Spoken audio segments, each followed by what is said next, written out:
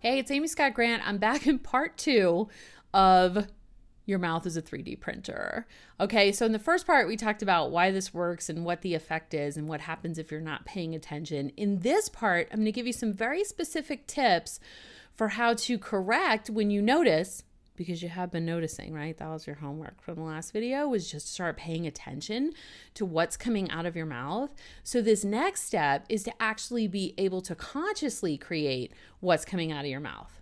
You'll notice is the more that you notice what comes out of your mouth, the more you'll be able to start to preempt it, right? So in the beginning, you may have to interrupt yourself as you're completing a sentence, like, no, I don't want to print that. I don't want to create that. Cancel. That's one example. But the more that you become aware, the quicker you'll actually start to activate that process in the brain. So you'll open your mouth, you'll be about to say something you don't want, and then you'll think, oh, nope, let me rephrase that. And then you can consciously create what you want. And then, of course, the more you do this, the less those like negative thoughts will even show up. So this is also a great way to like reduce monkey chatter, okay? So a couple quick things you can say. If you hear yourself saying something that is not what you want to create, you can say any type of cancel statement, right? Cancel that. Nope, scratch that. Hold up. That's not what I meant to say. Let me rephrase that. Cancel. Whoa, sorry. What I meant to say was, right? There's a million different ways you can say it. It doesn't even really matter what you say because it's not for the other person. It's for you. You've got the 3D printer, right? You've got the 3D, they've got their own 3D printer and you can't control what comes out of their mouth. Believe me, I have 3 kids. I promise you, I can't control what comes out of their mouth. So you're only responsible for your own 3D printer, okay? And think about this, really, like if you had, like for real, a 3D printer, would you ever print something that you didn't want? No. If you're a cat person, you would never print like a little dog statue that you were going to paint, put a lot of love and attention. No, you would print a cat statue. So if your mouth is like a 3D printer, why would you ever speak something that you don't want? Yet we do it all the time. I can't even emphasize the importance of this, right? It's so profound. If you change this one thing in your life, wait till you see what happens. It's freaking unbelievable. It's actually totally believable, but it's shocking. Okay. I'll say that. You're just like, damn, just like a 3D printer. Oh my God, look, remember that Big Bang Theory when they printed a whistle? It's like, oh my God, we printed a whistle. So exciting. Anyway, okay. So so that's the first thing you could do is you can just use some type of cancellation statement to interrupt. It doesn't matter if you're about to speak, you're halfway through the statement, or you just finished the statement.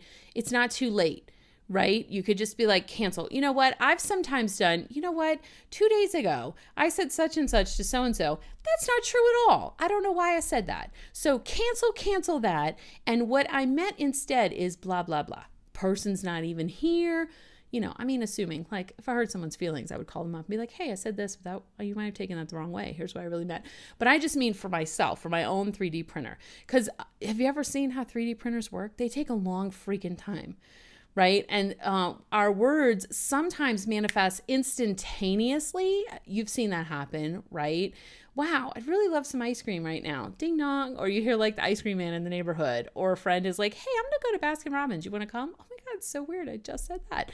So sometimes it literally happens instantaneously. I guess that would be like a super expensive, fancy 3D printer. But other times it takes time, right? You say something 7, 8, 9, 10 times, and then you start to see it and you're like, I knew it, or whatever you say when that happens, right? Or damn it, or yay, depending on whether you're creating something positive or negative with your 3D printer mouth. So yeah, you would never create what you didn't want. So this is about focusing. So step 1, you can cancel that statement no matter when you said it. Okay, some type of cancellation. The second thing you do, and the most important thing, is just stop. Just stop. Sometimes you hear things coming out of your mouth and you keep talking. Why do you do that?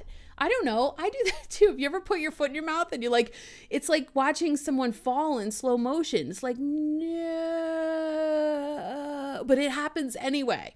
I've done that. Yeah. guilty. I've definitely done that before where I was like, I should really stop talking now, and I can't stop talking. And sometimes we do that when we're nervous, or I don't even know. Like, I know I have a big thing about completion. Like, I don't like to interrupt a statement. It's weird, even though I interrupt people all the time and interrupt myself, but I like completion. Big fan of completion.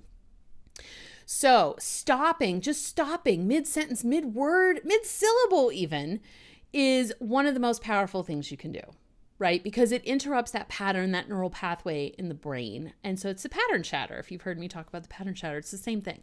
So to stop is one of the most powerful things you can do.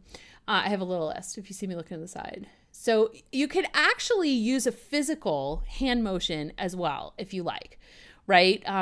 Writers like to do this. People that are very tactile will be like, hold on. You might even like see yourself like just scratching out what you just said. Or I don't know. If you want to be super obnoxious, you could like mime liquid paper or something. I don't know. Whew, smells good. No, I'm just kidding. So yeah, like you can, or rewind. Some people will do that too. People that are very auditory like to use the rewind. There's no right or wrong way. I'm giving you a ton of ideas. You could pick the one that feels the most suitable to you, feels the most comfortable to you, and that's what I recommend that you go with. But you could be like, oh, hold up, rewind. And in your mind, you might even do this hand, if you're Italian like me, you talk with your hands a lot. So you can like rewind, or you may just want to go back to the point where you started creating what you didn't want, and then you can move forward. You know, what I meant to say was, so you may even use a combination of those. All right, so there's your tips. If you have other tips, post them below. Let us know how you like this, how it works for you. I would love to hear about your results. People have profound results when they start sort of becoming more and more aware of what's coming out of their mouth. So think about that 3D imagery and focus this week. My task for you, my challenge, if you choose to accept it, is to, or mission, if you choose to accept it, whatever, if you want to get semantic-y about old pop culture, is to focus on creating what you really want to create, right? Use that 3D printer for good and create the things that you want. Don't create the things that you don't want. And I will see you in the next video.